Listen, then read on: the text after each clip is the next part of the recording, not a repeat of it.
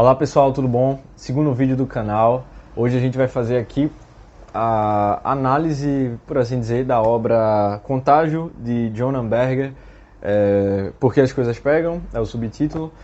Um ótimo livro e eu vou tentar ser o mais direto possível e o mais breve também, para que vocês tirem o máximo proveito desse livro, que inclusive eu fui pego de surpresa, não esperava muito, mas foi uma leitura muito proveitosa. E a respeito, antes da gente começar bem da obra, eu queria contextualizar um pouco vocês. Já faz um certo tempo que eu terminei o livro, acho que faz uns 15 dias mais ou menos. E aí eu fiquei trabalhando em cima para extrair o máximo do livro, como eu falei no primeiro vídeo do canal, para fazer uma leitura analítica.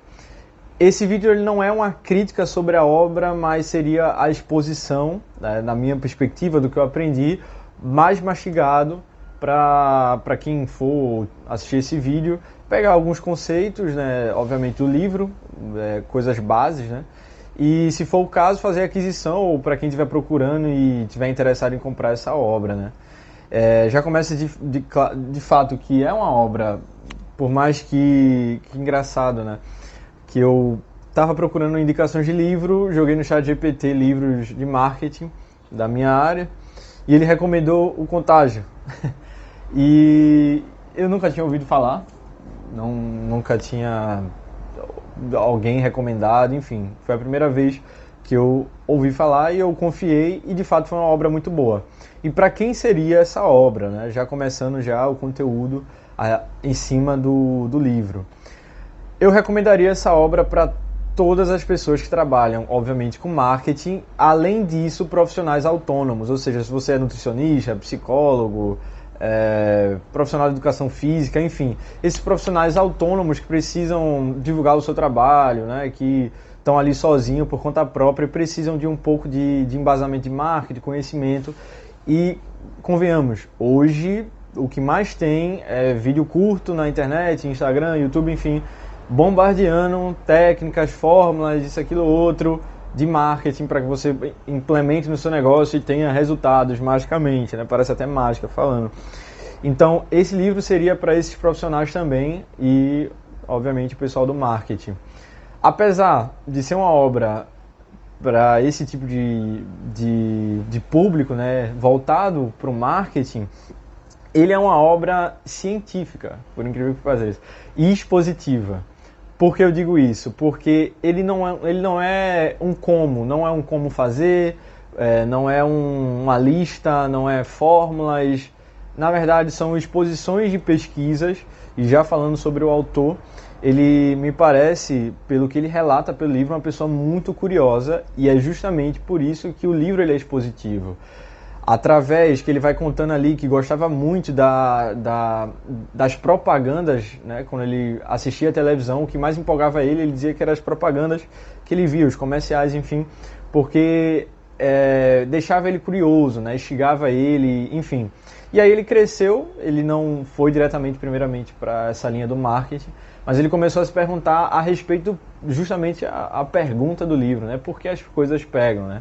Por que certos vídeos viralizam e nem sempre são os melhores vídeos, nem sempre são os que têm mais dinheiro, né? E ele até vai falar ali no começo, né? Porque para algo ser popular, ele geralmente tem uma boa publicidade, ele tem mais verba e ele tem mais qualidade. Então, juntando tudo isso, obviamente faz e o preço mais acessível.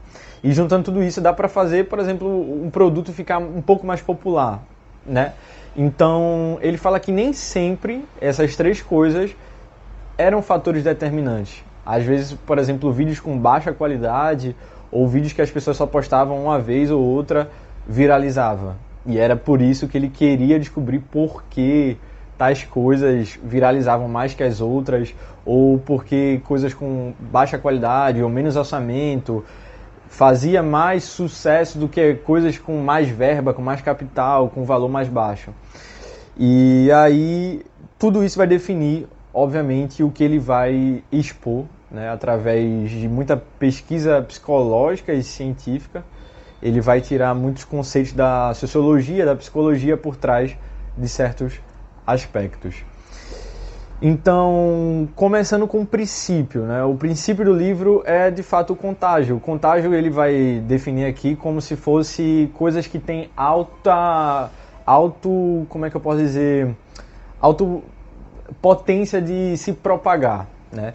E ele fala de 2 princípios para que isso possa acontecer, que é o boca a boca, que é justamente o marketing boca a boca, que por vezes a gente acaba, não sei se o pessoal da área está presente, mas a gente acaba ouvindo muito como se fosse algo desfavorável. Mas se é algo que a gente traz para o nosso jogo, e é algo que ele até afirma no livro, juntando para fazer algo popular, né? O valor baixo, o valor competitivo, a qualidade do produto e a verba de marketing, de publicação, né? Ter uma boa presença. Juntando isso com boca a boca, é muito, mas muito mais fácil de se tornar o top 1, aquele produto, aquele serviço ou aquela ideia, entendeu? Então não é algo que é totalmente descartável, mas algo totalmente favorável. E ele vai defender isso porque o boca a boca, ele em 2 pontos.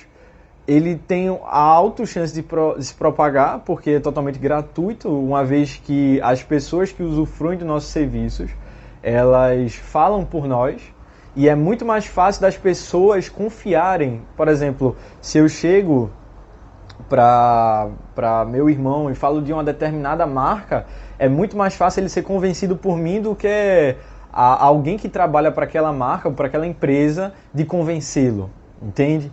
Então a gente observa isso diretamente, né? Numa propaganda onde a própria marca fala bem de si. A gente não tem uma tendência muito grande a acreditar naquilo, né? Por óbvio a gente desconfia muito, mas se for alguém, um amigo nosso, principalmente se for uma recomendação, né? Tipo assim, olha, eu tô precisando de tal coisa, e aquela pessoa vai e nos recomenda, então é muito mais fácil a gente aceitar, porque a pessoa já passou por aquela experiência, da qual a gente quer aquele serviço ou aquela experiência, então fica muito mais fácil pra gente tomar uma decisão e confiar naquele boca a boca, né? E o segundo ponto é que o boca a boca é diferente por exemplo, de um tráfego pago, onde a gente consegue definir um padrão de listas e, sei lá, o perfil ideal do cliente. A pessoa em si, trabalhando pra gente, ela é muito mais funcional e assertiva. Como assim? Ou seja, eu conheço um produto que é bom, uma garrafa boa, um exemplo. Então, se eu conheço alguém que está precisando de uma garrafa, obviamente eu vou ser muito mais assertivo para entregar a quem precisa daquela informação, tá entendendo? Então, o meu boca a boca ele vai ser muito mais eficiente do que um tráfego pago, porque às vezes não aparece, ou a pessoa não está tão vinculada, ou o tráfego pago em si, ou até a propaganda, como eu disse agora no primeiro fator, da própria companhia ou da empresa falar do seu próprio produto. Então, as pessoas falando e sabendo quem precisa daquela informação ou daquele produto, eu vou começar a usar a palavra conteúdo, porque é justamente o que o autor, o Berger, ele fala, né? O conteúdo seria um produto, um serviço, uma ideia, ele seria justamente o que a gente tem e quer passar. Então, conteúdo vai ser tudo isso a partir de agora do vídeo. Então, se eu tenho um conteúdo que eu sei que uma pessoa precisa, eu consigo ser muito mais assertivo que um anúncio, entendeu? Isso funciona muito para, por exemplo, vídeos úteis que a gente vê no YouTube de como fazer tal coisa. Então, alguém precisa daquilo, a gente lembra de alguém, a gente pega esse conteúdo e manda para aquela pessoa, muito mais eficiente.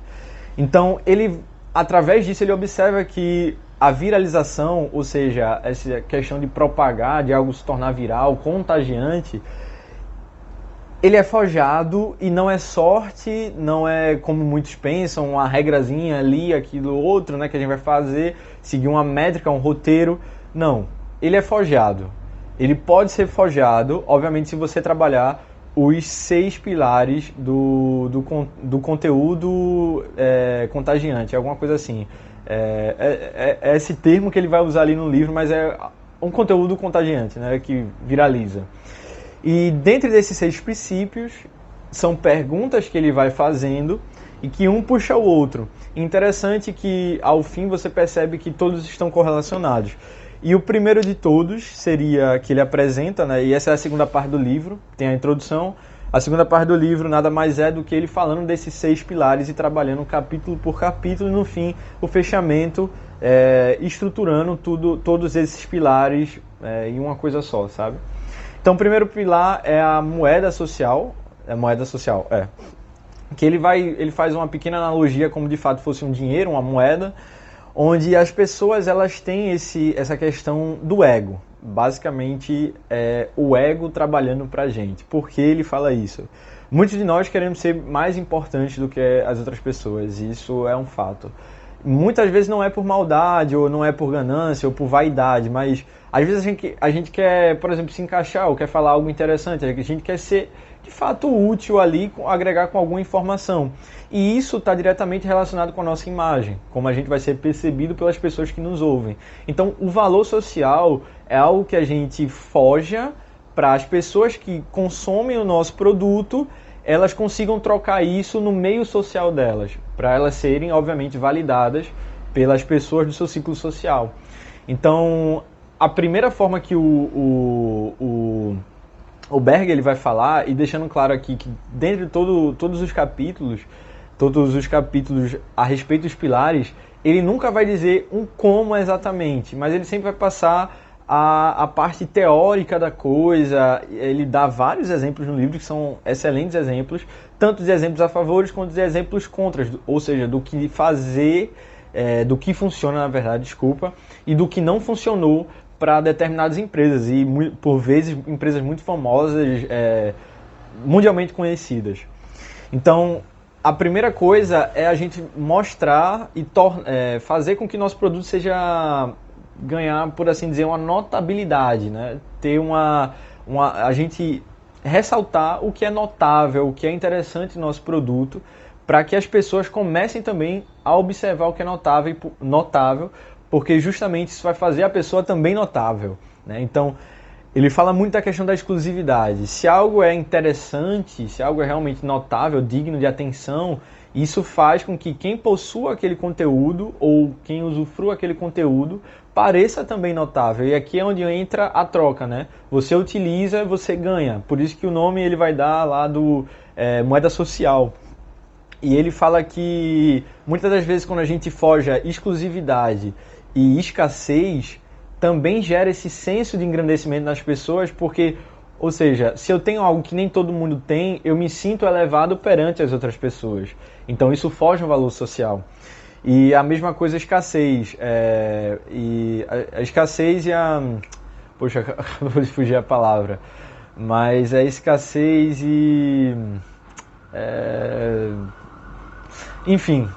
Mas se eu me encaixo, o que eu quero dizer é, se eu me encaixo em determinado padrão e eu consigo possuir aquele conteúdo, obviamente eu também vou ser elevado no meu meio social, porque nem todo mundo tem. Exclusividade e escassez, lembrei agora.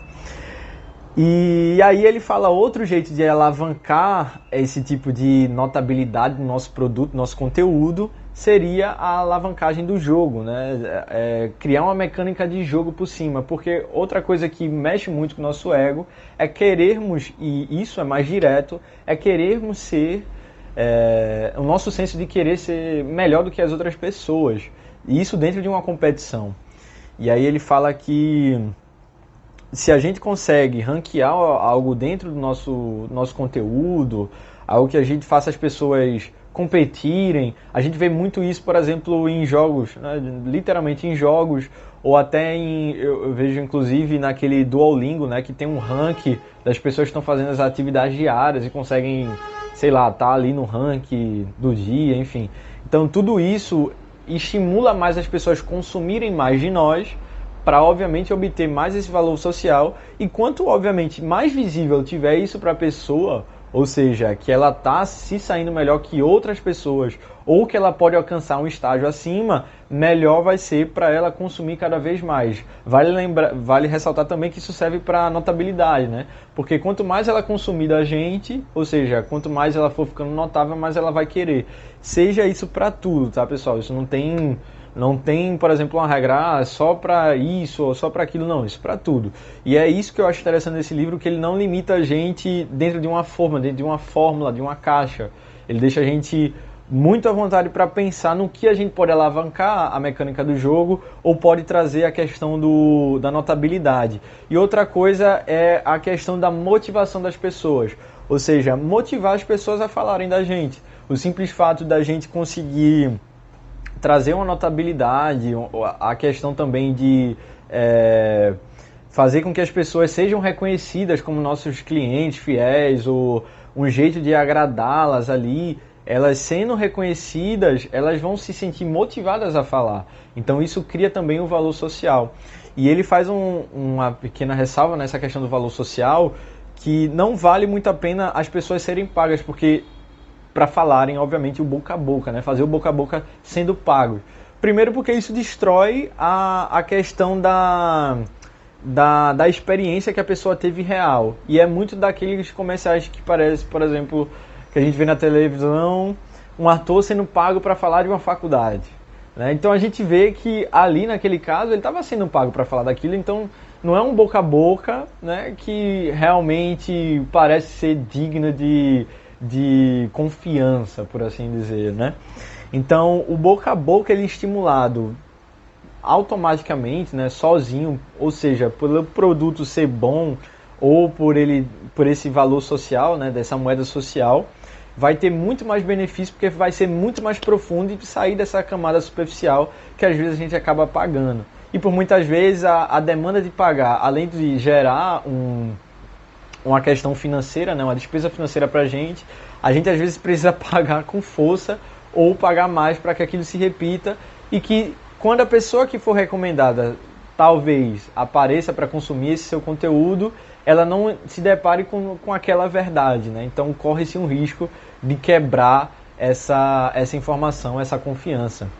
E aí a gente entra no segundo pilar, que seria o gatilho, que é interessante porque o Berg ele observa que nem tudo que era notável, ou seja, nem tudo que era interessante, às vezes era compartilhado. E ele começa a observar, tá, beleza, certas coisas estão sendo compartilhadas, mas tem algo a mais. Então ele começa a observar que certos produtos simples do dia a dia, ele fala ali de cereal, pasta de dente, plástico filme, e isso tinha um boca a boca muito grande, mas nem sempre eram coisas dignas de notabilidade, não eram coisas uau, incríveis, entendeu? Coisas do cotidiano, do dia a dia. Então ele começa a reparar que certas coisas têm mais gatilhos do que outras, e o gatilho em si, o gatilho é que ele define como associação. Se eu vejo A, eu vou lembrar de B. Então era como se fosse algo automático, algo que está tão intrinsecamente ligado que a gente automaticamente associa. E aí ele vai dando exemplos, né, através de uma pesquisa que ele foi observando, que nem tudo que era, por exemplo, muito famoso tinha um boca a boca tão forte. Ele dá o exemplo ali do parque da Disney, em comparação ao cereal que é do padrão lá americano, eu não lembro agora o nome, mas que os americanos consomem muito. E ele chega no fim do capítulo dizendo que o simples cereal do dia a dia, banal, né, totalmente banalizado, ele tinha mais boca a boca do que o parque da Disney, justamente por ser algo frequentemente estimulado, ter uma frequente associação com o café da manhã, com a rotina da alimentação do americano, e fazia as pessoas falarem. Até porque uma vez que nem todo mundo consegue ir para o parque da Disney, obviamente é mais difícil de ter um gatilho associar a Disney. Então ele vai criando essa questão do quão o gatilho ele é poderoso, e ele é de fato a base mais, por assim dizer, mais forte dentre os pilares do boca a boca. E aí ele vai definir o boca a boca imediato e o boca a boca contínuo. Que muitos produtos ele tem um boca a boca imediato, ou seja, que é quando a gente acaba de usar aquele produto, a gente tem a tendência de falar. Um exemplo é, por exemplo, quando a gente assiste um filme muito bom, ou um filme que nos hesitou ali um pouco, no hype, tá todo mundo falando, então vira aquele boca a boca imediato. E é isso que, obviamente, os cinemas gostam, né? Porque quanto mais boca a boca tiver, mais gente vai vir para ver aquele filme. Agora, o boca a boca imediato, esse, obviamente, é o mais interessante, porque ele vai ser... o boca a boca contínuo, esse vai ser mais interessante, porque vai manter as pessoas sempre falando daquilo. Então, geralmente é um filme muito bom, aqueles filmes que a gente considera como clássicos, né? Que nunca vão sair da cabeça das pessoas. A gente pode aqui, por exemplo, falar de Volta para o Futuro, né? É um filme que muitas gerações falam e ainda muitas pessoas assistem. Rock Balboa, os filmes do Rock. Enfim, esses filmes mais clássicos, né? Titanic, as pessoas falam muito. Então, esse tipo vai num tipo de boca a boca muito mais fundo, né? Então as pessoas continuam se falando e isso gera o gatilho. E aí ele vai associar o gatilho como algo que dá tanto boca a boca imediato quanto boca a boca contínuo. E isso vai depender, obviamente, o quão forte é o nosso estímulo ou associação que a gente cria. Para ficar mais claro para vocês, geralmente se a gente fala de, um exemplo, Ferrari, provavelmente veio um carro vermelho de luxo na cabeça de vocês, né? Relógio de luxo, se eu falar isso, provavelmente vocês já associam a um Rolex, né? Até quem não é muito ligado a esse meio de relógio ou de carro da Ferrari, carro vermelho, essas associações são muito fortes, né? Falar de refrigerante, a gente automaticamente já vem a Coca-Cola na nossa cabeça, para a grande maioria. E é algo que ele, inclusive, deixa claro no livro que nem todos os gatilhos são os mesmos para todas as pessoas. Podem variar com a época, ou com a região, ou até mesmo com a cultura das pessoas em si, né? Então, ele fala que é muito importante a gente fazer uma associação, ou seja, criar um habitat original para o nosso produto, que não seja tão banal. Por exemplo, associar nosso produto com a cor vermelha. Tem muitas coisas que são associadas à cor vermelha. Então ele fala que quanto mais original for a associação, mais forte vai ser a lembrança do nosso conteúdo e maior vai ser a possibilidade das pessoas lembrarem de nós para, obviamente, consumir ou até entrar num debate, se for esse conteúdo uma ideia. E ele fala que é importante gerar esse gatilho, que é totalmente manipulável. Obviamente a gente pode forjar, assim como as outras coisas e os outros pilares que vão vir adiante, a gente consegue forjar. E esse boca a boca, esse gatilho, a gente forjando ele com algo único, a gente consegue fazer com que as pessoas falem com mais frequência, né? E o estímulo dele tem que ser frequente. E ele não pode ser longe da onde a gente quer o comportamento. Como assim? Eu não posso fazer, se eu vendo, por exemplo, refrigerante, eu não posso fazer a pessoa lembrar de mim, por exemplo, dentro do banheiro enquanto está tomando banho. Porque isso não vai fazer com que ela, na verdade, não exatamente, mas cria uma grande possibilidade dela não consumir o meu refrigerante, porque ela está muito longe da ação de comprar o refrigerante. Então isso tem que ser, por exemplo, na hora da feira. Estou ali na feira, tal, na minha lista, tal refrigerante, então tem que ter eu, como produtor, dono do marketing, enfim, da minha marca de refrigerante, eu tenho que criar um gatilho especificamente ali naquele meio, perto da pessoa tomar a ação. Então, quanto mais perto daquilo, melhor. E aí a gente entra no terceiro pilar, que seria a emoção. Que ele vê que nem tudo, obviamente, que gera gatilho, na verdade, não só o gatilho, mas como a emoção molda também o comportamento, porque mexe com os nossos sentimentos. Obviamente as nossas emoções, o nome já fala, né? Porque o gatilho, ele mexe com a associação. A gente vê uma coisa, lembra de outra. Mas e isso molda, obviamente, nosso comportamento. Mas a emoção muda o jeito como estamos nos sentindo e isso molda, obviamente, o nosso comportamento. E ele vai observar que nem tudo que era notável é a mesma coisa. Nem tudo que era notável, ou seja, que tinha valor social, era tão compartilhado, especificamente nessa pesquisa do terceiro pilar, era as matérias do New York Times que eram mais compartilhadas por e-mail, mais enviadas, assim dizer. E ele observou que nem tudo era enviado por conta da emoção que aquelas matérias geravam nas pessoas. Ele percebeu que nem todas as emoções geram sentimentos de compartilhamento, que vai ficar mais claro adiante. Ele percebeu que as emoções de alta excitação fisiológica, ou seja, emoções que mexem com o nosso estado físico, que deixam a gente um pouco mais agitados, acelerados, ou até mesmo revoltados, alegres, contentes, ansiosos, são as emoções que de fato vai impulsionar o compartilhamento. E aí ele torna uma frase muito clara durante esse capítulo, que quando nós nos importamos com algo, nós compartilhamos. E aí ele fala que as emoções de alta excitação, e ele vai fazer um eixo ali de emoções negativas e positivas, emoções de baixa excitação e emoções de alta excitação. As emoções de alta excitação seriam elas positivas, por exemplo, a alegria, o assombro, né, que ele vai dizer que o assombro é a questão de você ficar surpreso com algo grandioso, né, e isso cria um senso de querer compartilhar aquele conteúdo. E as negativas, a ansiedade, gerar raiva, ódio nas pessoas, faz as pessoas compartilharem muito. E isso é muito fácil de observar, principalmente no cenário atual que a gente encontra no Brasil. A maioria das notícias que a gente recebe geralmente são revoltas com algo que está acontecendo no meio político, né? Então, as pessoas estão compartilhando, na verdade, não agora, mas as pessoas têm a tendência de compartilhar as coisas que dão mais revoltas, dão raiva. E aí ele observa, né, ele faz essa distinção justamente porque ele observou que a tristeza, por exemplo, uma emoção negativa, mas é uma emoção que corta a ação. Muitas vezes quando a gente se sente triste, a gente não se sente motivado a tomar nenhuma ação, mas muito pelo contrário, ficar parado, a não reagir, a simplesmente ficar mais passivo perante aquele tipo de notícia, né?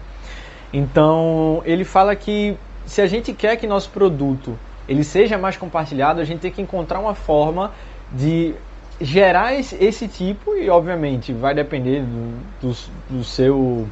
da sua moral, por assim dizer. Se você quer gerar raiva ou ódio nas pessoas, vai funcionar, porque é uma emoção que aumenta a excitação fisiológica das pessoas. E vale observar também que a excitação física, ela também ajuda no compartilhamento.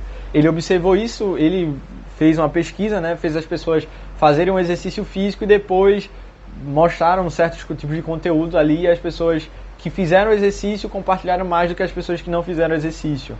E aí ele observou isso também, por exemplo, em séries, né, que a gente assiste na TV, em seriados, enfim, e que tem ou até filmes mesmo, que davam aquela ansiedade, né, para ver a cena e tal, aquela cena de ação, e no meio tinha um comercial. Então a gente tinha mais chance de aderir ou de lembrar daquele comercial que passou durante aquele filme, né, naquele corte ali no comercial, porque mexeu com a nossa emoção, né, na questão física ali e tal. Então, quando essa excitação ela é causada de propósito, a gente coloca isso dentro do nosso conteúdo, vai ter-se uma chance maior de ser compartilhado. Então a gente entra agora no quarto pilar, que seria o público. O que é público, o que é visível, obviamente tem uma tendência de ser copiado. Aqui ele já sai um pouco dessa vertente das perguntas, né, na notabilidade, e entra na questão de que não adianta algo ser notável se ele não for, obviamente, visto. Então, se ninguém vê, se ninguém sabe, ninguém compra. É meio que óbvio. Então, ele fala que a gente tem que tornar a nossa marca visível e público e fazer com que os comportamentos venham à tona. Que as pessoas que usam nossos produtos, os nossos serviços, sejam vistas usando. Então, é importante tornar o privado sempre público, não deixar somente na mente das pessoas, se no caso for ideias, e aí ele vai dizer a frase, né, que pensamentos são privados e comportamentos são públicos. E é ótimo isso, porque ele vai falar que um jeito que as empresas encontraram é justamente a questão de camisas, né, que levam o nome.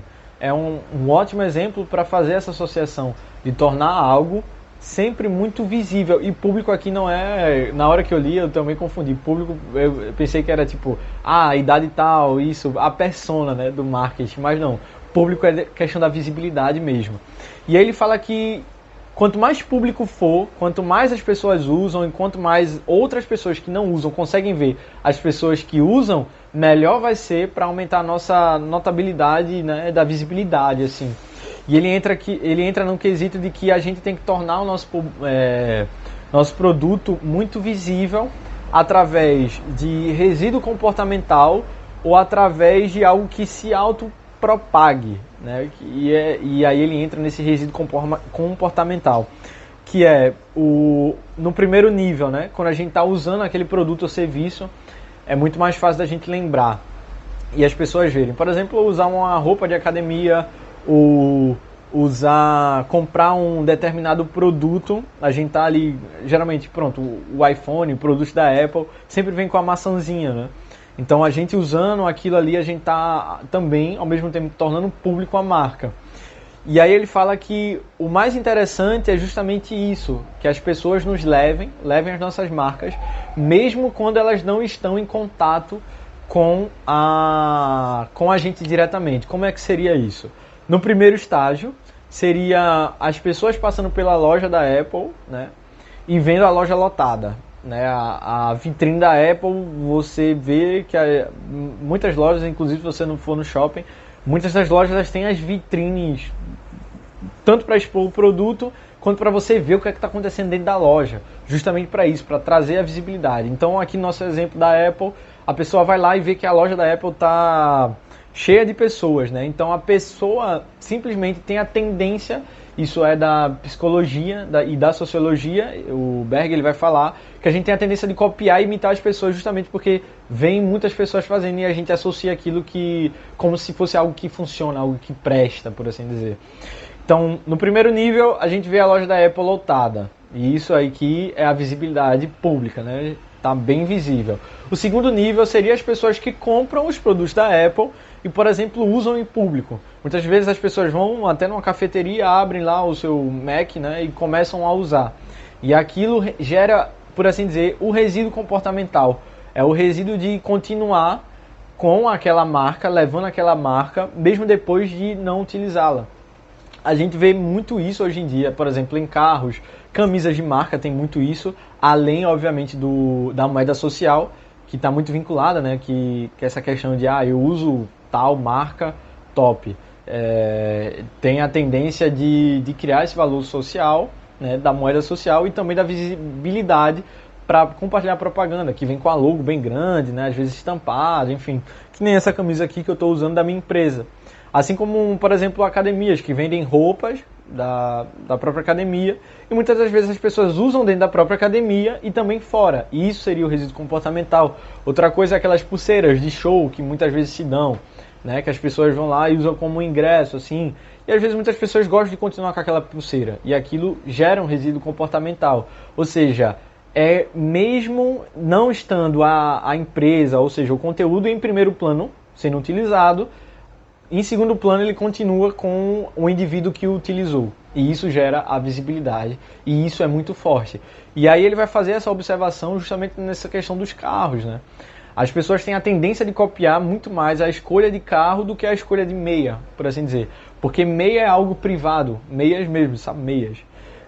Pasta de dente. As pessoas não têm uma tendência a copiar muito as outras, porque as pessoas só usam pasta de dente dentro de casa, dentro do próprio banheiro. Então não é algo muito visível, né? Então, sempre que for querer que algo se torne mais compartilhável, aquilo tem que ser público, aquilo tem que ser visto. E aí a gente entra no quinto pilar, que é o valor prático. Esse eu achei excelente, por mais que fosse algo que é muito claro, mas foi muito bem... Né, deu mais clareza, né, tornou muito mais claro e trouxe mais repertório técnico, que nada mais é do que tudo que é prático, tudo que é importante, tudo que é funcional e útil vai ter um valor, sim, e alto para ser compartilhado. E é por isso que o nome é valor útil do pilar. Diferente da moeda social, onde ali a gente queria forjar uma boa impressão para quem nos ouvia, aqui a gente quer ajudar e agregar as pessoas simplesmente pelo fato de ajudar, da gente se importar com a pessoa. Simplesmente porque assim, a gente conhece, por exemplo, uma marca de ventilador muito boa e sabe que alguém está precisando de um ventilador, então a gente tem a tendência de recomendar aquela marca porque a gente quer ajudar aquela pessoa. Né? Ou até quando uma pessoa entra em contato conosco pedindo ajuda sobre alguma coisa, então a gente sempre vai ser o mais útil possível. E é interessante observar que isso se aplica também, e a maioria do capítulo do valor útil, né, valor prático, eu não lembro agora, mas é o valor útil, enfim, acho que é esse o nome do capítulo, vai ser determinado por essa questão das ofertas, preços, do quão do quão valor uau aquilo tem, entendeu? A notabilidade de valor, o quão interessante aquilo parece ser, né? Uma pechincha, uma promoção, uma liquidação. Então ele fala que a gente tem também a tendência muito grande de compartilhar, mesmo que a pessoa não esteja precisando. Eu, inclusive, comecei a observar isso lá em casa, por vezes. Eu tenho um irmão que ele tem aqueles grupos, né, de promoção, que a gente sabe, o meio que a gente está atualmente, as coisas não estão muito baratas, né? Então a gente encontrou um jeito de, por exemplo, ir para Shopee, AliExpress, Shein, esse tipo de coisa, né?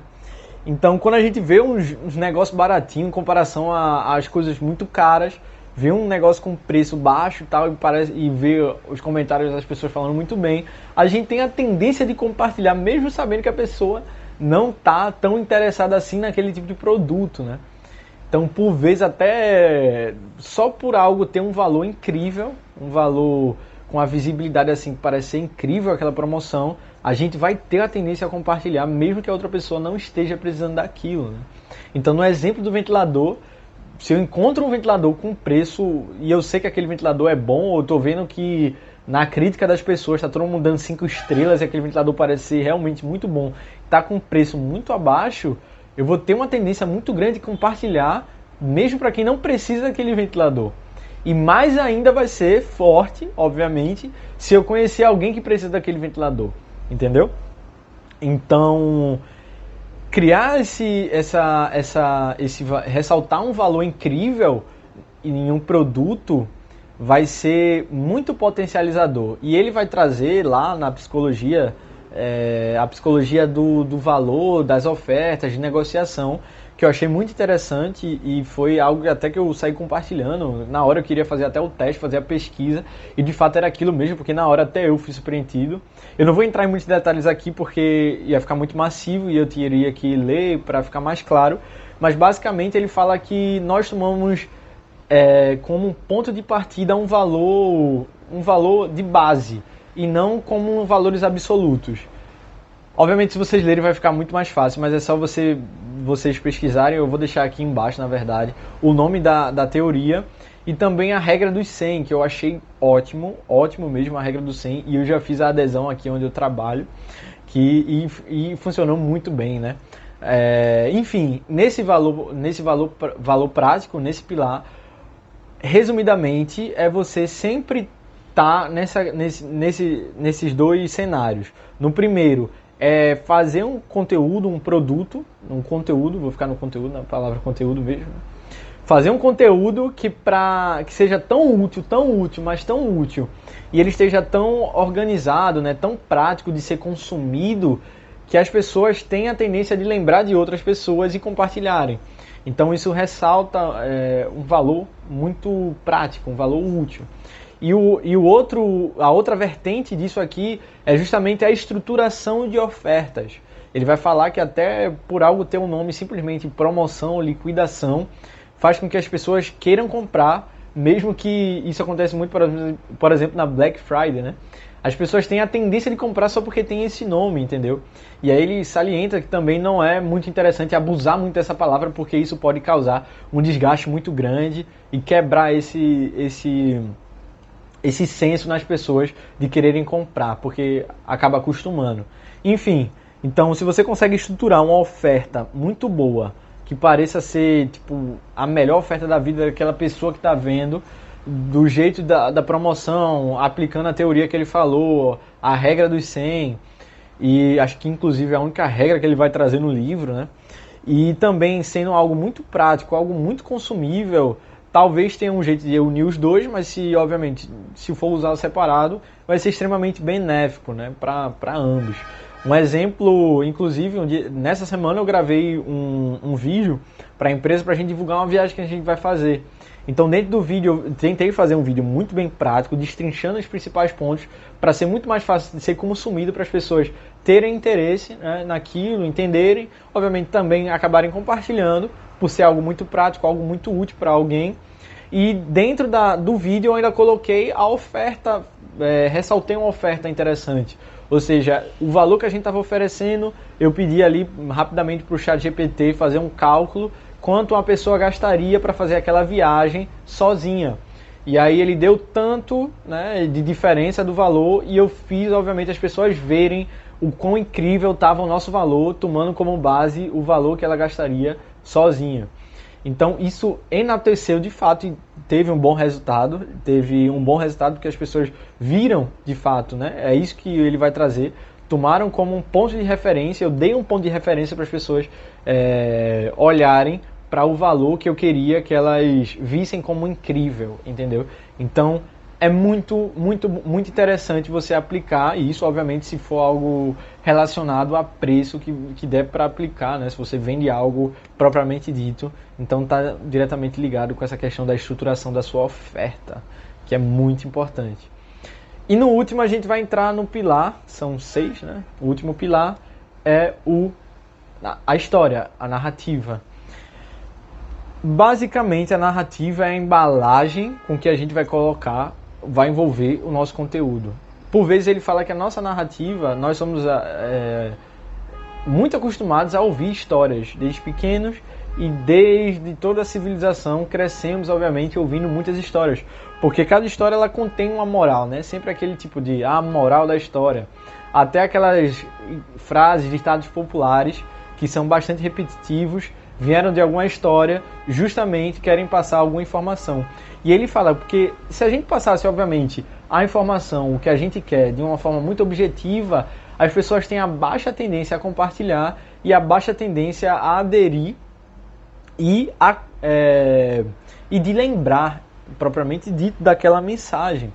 Então, é importante a gente ter uma boa narrativa, que essa narrativa ela só possa ser contada se o nosso produto ou a ideia que a gente quer passar adiante, o nosso conteúdo, ele tiver tão intrinsecamente ligado com a narrativa que é impossível passar pela história sem nos citar, sem citar o nosso produto.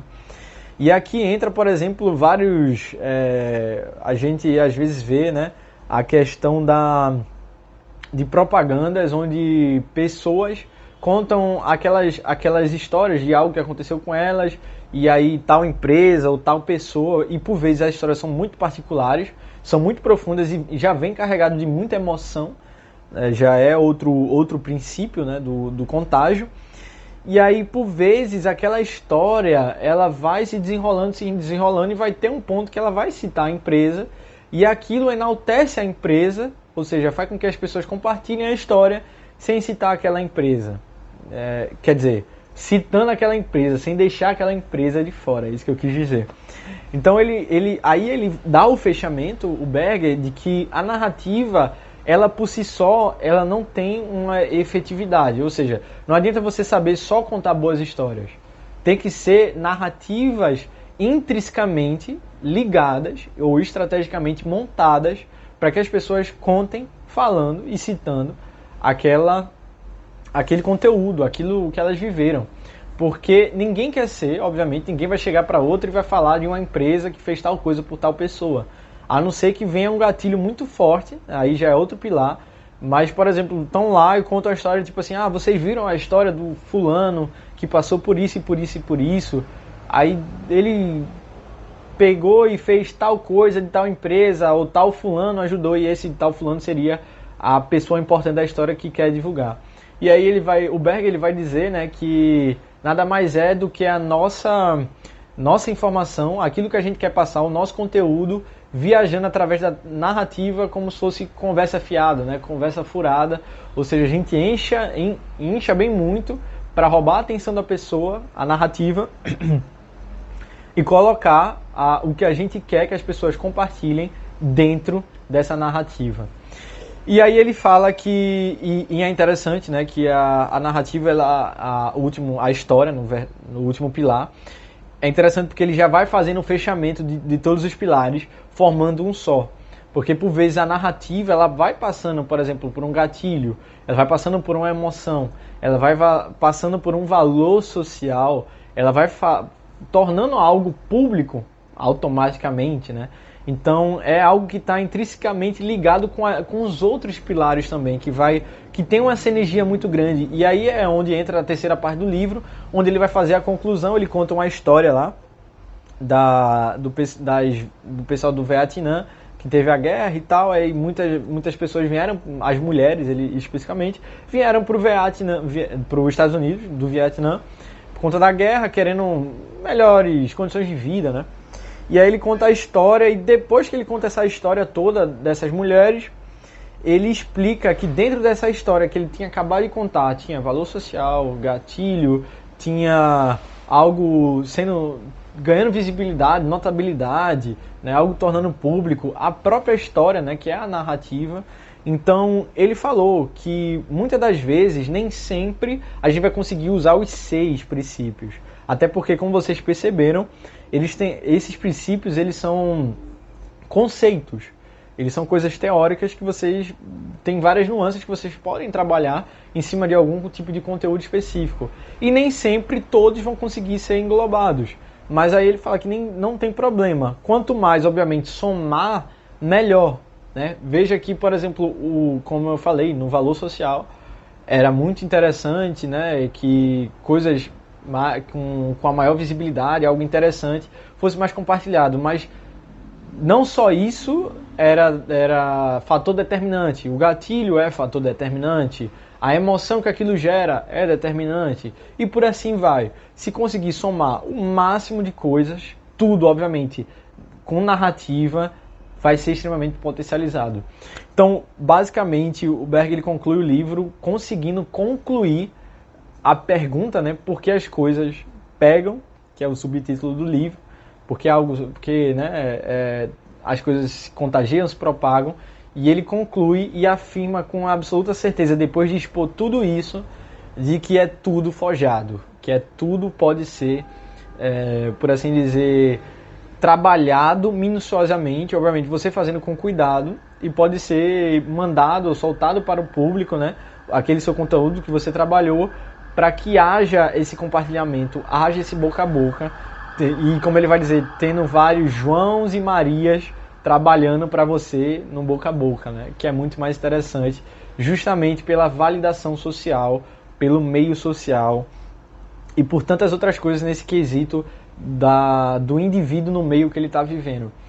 E é isso, pessoal. Esse é o livro, novamente aqui, Contágio. Ele é um livro, se eu não me engano, ele já tem um tempo, que inclusive ele não traz grandes aspectos a respeito do Instagram, que inclusive seria até um ponto, a única crítica que eu teria a redigir sobre esse livro seria uma nova edição, trazendo, ou um segundo volume, trazendo essa questão dos dias atuais. Porque aqui, quando ele vai abordar certos aspectos, por vezes ele nem falava direito ali do Facebook, né? A ascensão do Facebook e nada do Instagram, que hoje, inclusive, e o TikTok nem se fala, né? Que hoje, inclusive, são as redes sociais muito mais utilizadas, são as que está muito mais frequente e as pessoas estão mais, né, inseridas, e até a questão da vida online que as pessoas estão levando hoje em dia. Aqui, se eu não me engano, ele botava a média de 2 horas por dia, e se eu não me engano, isso parece a média, não é a média mundial, é a média americana, e se eu não me engano, com certeza a americana já subiu, a brasileira, inclusive, se eu não me engano, está bem maior que 2 horas, e as pessoas estão mais no online, né?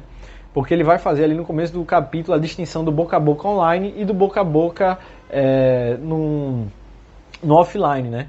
Mas enfim, pessoal, espero que vocês tenham gostado do livro, espero que esse vídeo tenha sido útil para vocês de alguma forma, que inclusive é esse o intuito, e sem dúvidas foi um dos livros que eu mais escrevi, deixa eu ver, aqui, foi o que eu mais fiz anotações, escrevi, deixa eu ver, aqui, ó, que eu fiz mais anotações porque, de fato, durante toda a leitura, eu fui tendo bastante insights. E eu, na hora, com medo de perder os insights, eu ia escrevendo olha isso aqui.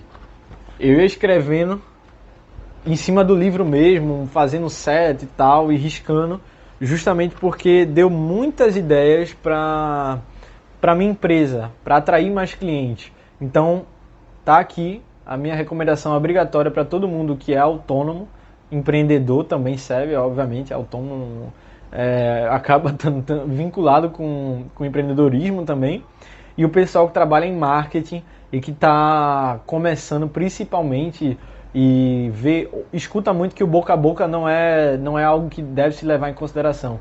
E aqui o Berger ele vai provar que, por mais que seja, né, trabalhado um pouco, alguns anos atrás, vale a pena sim e muito trabalhar o boca a boca.